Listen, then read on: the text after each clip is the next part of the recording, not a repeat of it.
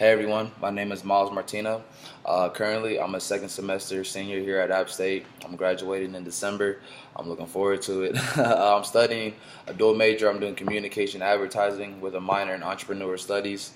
And today, I'm going to be talking to you about remixing, how SoundCloud has really changed the industry, more so revolutionized the industry, in my opinion. And I'm gonna be throwing some different examples at you, hoping that y'all will be able to relate to it, and be able to draw some own conclusions for yourselves.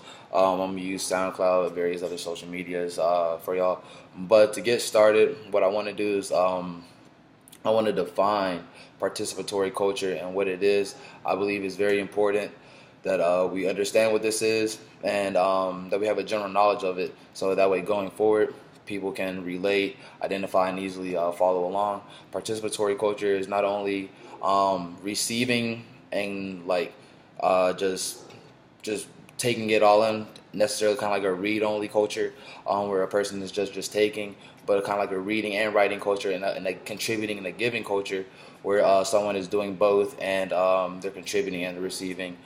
So an example that I want to start off with is like remixing. Actually, let's talk about remixing. Remixing, to me, is a very easily nipped in the bud subject. I feel like for myself that growing up, I know I'm not the only one who's heard of Weird Al Yankovic.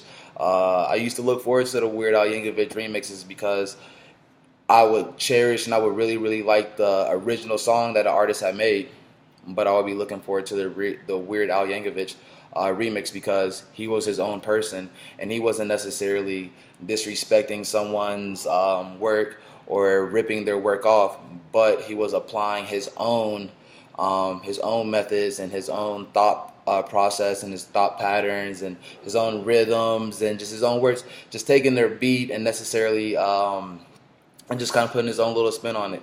And I really feel like that's what the root of mixing, or excuse me, of remixing is really just taking someone else's maybe initial thought or the foundation thought and really just kind of making it into something that's yours and something that honestly even just becomes another original piece, even if it's not the first piece to actually ever come out. Other examples I would like to reference would be like SoundCloud. So SoundCloud has actually bred some of my favorite artists today. I love the old fashioned artists, and I'm a big hip hop fan. I love the artists and the genre in hip hop. But micro genres, as we refer to this week, have been talked about, and artists like Lil Uzi and Lil Yachty and all these people with these funny names were honestly credited with pioneering the micro genre or the SoundCloud rapper persona that has produced a lot of music and a lot of trendy waves. And as I tell my friends and my family, I really think that we have the best genre of music because SoundCloud has given so many people a voice, is allowed people to express themselves and get material out there. So where in traditional fashions, it took a long time for people to get noticed and discovered. SoundCloud, at the click of an app, you have access to thousands and thousands of people's music, and you don't have to be signed to a label or well known and fancy and decorated. You have a chance to share your message and your song just like that now.